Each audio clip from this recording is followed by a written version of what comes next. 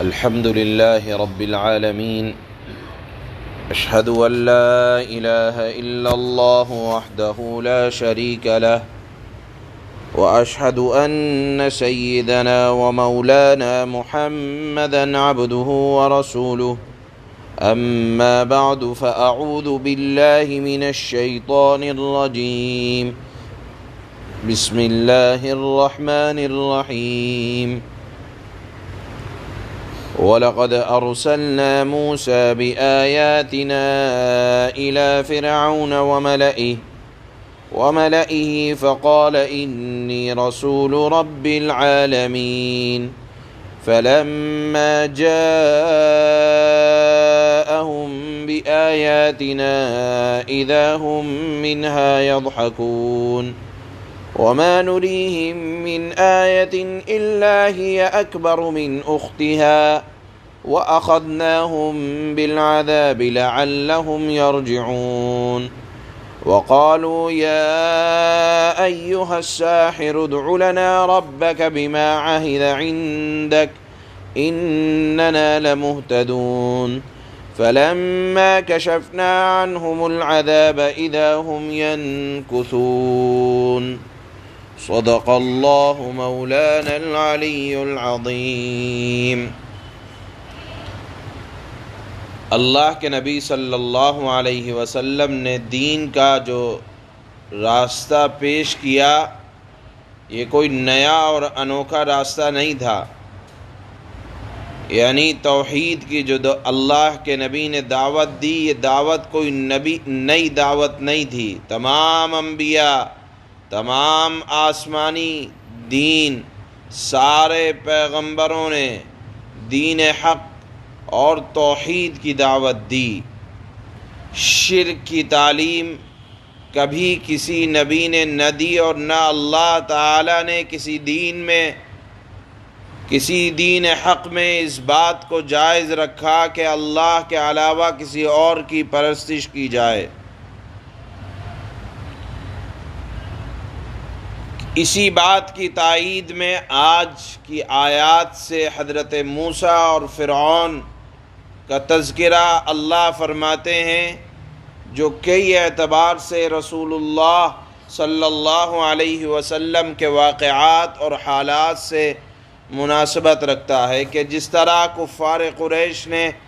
اللہ کے نبی صلی اللہ علیہ وسلم کی نبوت پر یہ اعتراض کیا کہ یہ تو کوئی دنیا کے مال و دولت والے آدمی نہیں ہے، عزت دار آدمی نہیں ہے، دنیاوی وجاہت نہیں ہے، ہم کیسے انہیں نبی مان لیں؟ یہ تو کسی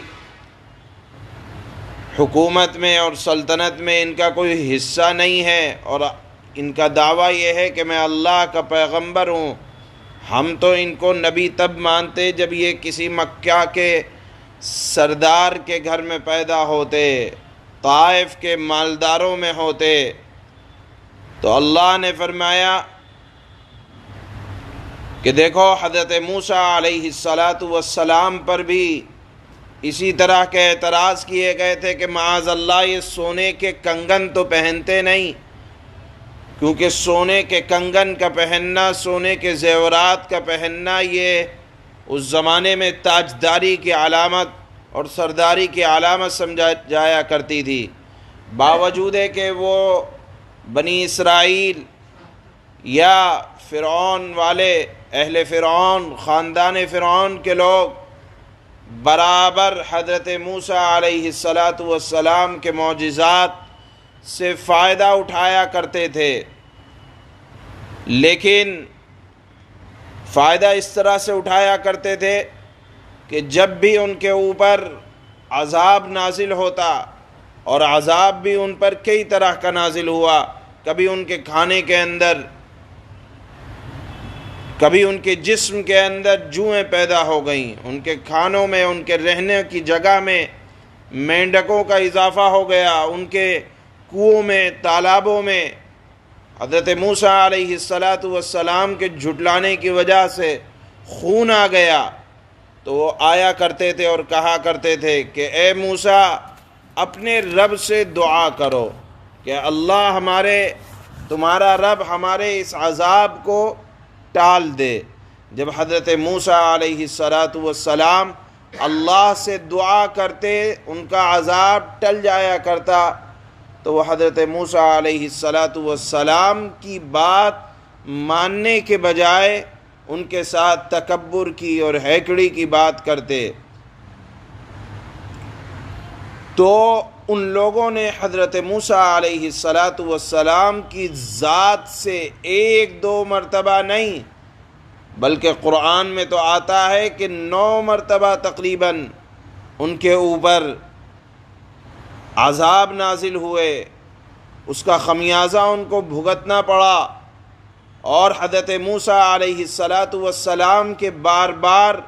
دعا کرنے کی وجہ سے بار بار ان کے اوپر سے عذاب ہٹا، اور ساتھ میں حضرت موسیٰ علیہ السلام نے اپنے رسول و نبی ہونے کے بڑے بڑی علامتیں معجزات کی شکل میں ظاہر فرمائیں، جیسے ہاتھ کا روشن ہو جانا، لاٹھی کا اژدہا بن جانا، لیکن فرعونیوں نے اپنے نبی کی کوئی قدر نہ کی بلکہ الٹا جھٹلایا اور مذاق بنایا۔ ایک عرصے تک حضرت موسیٰ علیہ السلام دین کی دعوت دیتے رہے، مگر فرعونیوں نے مان کر نہ دیا، تو اللہ نے بار بار عبرت کے طور پر ان کے اوپر اپنا عذاب مسلط کیا۔ 90 پارے میں آ چکا ہے، کبھی بارش کا عذاب، کبھی سیلاب، کبھی ٹڈیوں کا حملہ، کبھی چچڑیاں جانوروں کا حملہ، جوؤں کی کثرت، مینڈکوں کا سیلاب میں امڈ آنا، فرعونیوں کے کھانا پینا حتیٰ کہ دشوار ہو گیا، اور بار بار کے نہ ماننے کی وجہ سے ان کا پانی بھی خون بننے لگا، جو صاف پانی وہ پیا کرتے تھے۔ حضرت موسیٰ علیہ السلام کی لوگ خوشامد کرتے کہ ایک بار آپ اپنے رب سے دعا کر لیں۔ جب جب اللہ ان کا عذاب ٹالتے تو وہ ماننے کے بجائے تکبر کر بیٹھتے، اور کہتے آ کر حضرت موسیٰ سے جب پریشان ہو جاتے تو کہتے یا ایھا الساحر ادع لنا، کہتے کہ اے جادوگر ساحر ہمارے لیے دعا کرو۔ یہاں حضرت علامہ شبیر احمد عثمانی نے لکھا ہے کہ اس زمانے میں بڑا علم وہ سحر کا سمجھا جاتا تھا، لہذا اپنے گمان کے مطابق وہ اس وقت ان کو بڑا سمجھتے، لیکن بظاہر ایسا تعظیمی لقب استعمال کرتے جس سے ان کے باطن کی برائی پتہ چلتی، یعنی عالم تو مانتے لیکن ساتھ میں جادوگر کہہ دیا کرتے تھے۔ اگرچہ اس زمانے میں جادو بڑا علم تھا، لیکن حضرت علامہ شبیر احمد عثمانی نے لکھا کہ اپنے اندرون کے باطن کے برے ہونے کو بھی ظاہر کر دیا کرتے تھے۔ بہرحال یہ کہتے کہ ہمارے لیے دعا کرو تاکہ تمہاری دعا کی وجہ سے ہمارے اوپر سے اس طرح کے عذاب ٹل جائیں۔ اللہ حضرت موسیٰ کی دعاؤں کو قبول فرماتے، عذاب ٹلتا، مصیبت ختم ہو جاتی، لیکن جیسے ہی مصیبت ختم ہوتی وہ دوبارہ مذاق بنانا شروع کر دیتے، اور پھر یہ سلسلہ چلتا رہا۔ بالآخر فرعونیوں کو اللہ نے دنیا سے ختم کیا، انتقام لیا اور فرعونیوں کو ہلاک کر دیا۔ اس واقعے کو اللہ یہاں اس وجہ سے نقل فرما رہے ہیں کہ جب بھی اللہ کا دین کا نبی کا اللہ کا دین کا نبی کا جب بھی کوئی مذاق بنائے گا، اللہ کی شرعی باتوں کا کوئی مذاق بنائے گا، تو اللہ انتقام لینا، بدلہ لینا جانتے ہیں، اور بدلہ بھی اس طرح کا کہ آنے والی کئی نسلیں بلکہ آنے والے لوگ یاد رکھتے ہیں کہ دیکھو ایسا انتقام لیا تھا۔ اسی بات کو ثابت کرنے کے لیے کہ دین کی کسی ادنا سے ادنا بات کا کبھی زبان سے زندگی میں مذاق نہ بنا دینا، ورنہ اللہ غرق کر کے ہلاک کر دینا بخوبی جانتا ہے، جیسے فرعون کو اللہ نے حضرت موسیٰ کا مذاق بنانے کی وجہ سے ہلاک کیا تھا۔ اس مضمون کو اللہ نے یہاں بیان فرمایا اور فرمایا کہ دیکھو نبی صلی اللہ علیہ وسلم کوئی نئی چیز نہیں لائے، بلکہ وہی جو تمام انبیاء کی مشترکہ توحید کی دعوت تھی وہی دعوت دینے کے لیے آئے ہیں، کوئی نئی چیز نہیں لا کر پیش کر رہے۔ اللہ فرماتے ہیں وَلَقَدْ أَرْسَلْنَا مُوسَى بِآيَاتِنَا إِلَى فِرْعَوْنَ وَمَلَئِهِ فَقَالَ إِنِّي رَسُولُ رَبِّ الْعَالَمِينَ۔ اور ہم نے موسیٰ کو اپنی نشانیاں دے کر، مراد ہے معجزات، جیسے ان کے ہاتھ کا روشن ہو جانا بغل میں دینے کے بعد، اسی طرح لاٹھی کا اژدہا بن جانا، یہ تمام موسیٰ کو اپنی نشانیاں دے کر فرعون اس کے سرداروں کے پاس بھیجا تھا۔ چنانچہ موسیٰ نے کہا کہ میں رب العالمین کا بھیجا ہوا پیغمبر ہوں۔ فَلَمَّا جَاءَهُم بِآيَاتِنَا إِذَا هُم مِّنْهَا يَضْحَكُونَ، پھر جب انہوں نے ہماری نشانیاں ان کے سامنے پیش کیں، یعنی فرعون کے دربار میں حضرت موسیٰ نے معجزات کو ظاہر کیا، تو وہ ان کا یعنی حضرت موسیٰ کا مذاق اڑانے لگے، کہنے لگے زیورات تو پہن نہیں رکھے، ہم کہاں سے تمہیں نبی مان لیں۔ وَمَا نُرِيهِم مِّنْ آيَةٍ إِلَّا هِيَ أَكْبَرُ مِنْ أُخْتِهَا وَأَخَذْنَاهُم بِالْعَذَابِ لَعَلَّهُمْ يَرْجِعُونَ، اور ہم انہیں جو نشانی بھی دکھاتے وہ پہلی نشانی سے بڑھ چڑھ کر ہوتی تھی،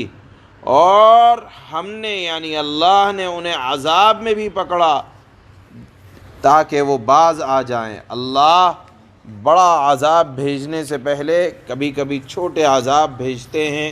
تاکہ آدمی کو سمجھ آ جائے، اور جب سمجھ نہیں آتی تو پھر اللہ انتقام لیتے ہیں۔ وَقَالُوا يَا أَيُّهَا السَّاحِرُ ادْعُ لَنَا رَبَّكَ بِمَا عَهِدَ عِندَكَ إِنَّنَا لَمُهْتَدُونَ، اور وہ یہ کہنے لگے فرعونی کہ اے جادوگر، تم سے تمہارے پروردگار نے جو عہد کر رکھا ہے اس کا واسطہ دے کر اس سے ہمارے لیے دعا کرو، یعنی جب عذاب آتا کوئی چھوٹا موٹا تو کہتے کہ دعا کرو، ہم یقیناً راہ راست پر آ جائیں گے۔ فَلَمَّا كَشَفْنَا عَنْهُمُ الْعَذَابَ إِذَا هُمْ يَنكُثُونَ، اور پھر جب ہم ان سے عذاب کو دور کر دیتے تو پل بھر میں وہ اپنا وعدہ توڑ ڈالتے تھے۔ سبحان اللہ و بحمدہ، سبحانک اللہم و بحمدک، اشہد ان لا الہ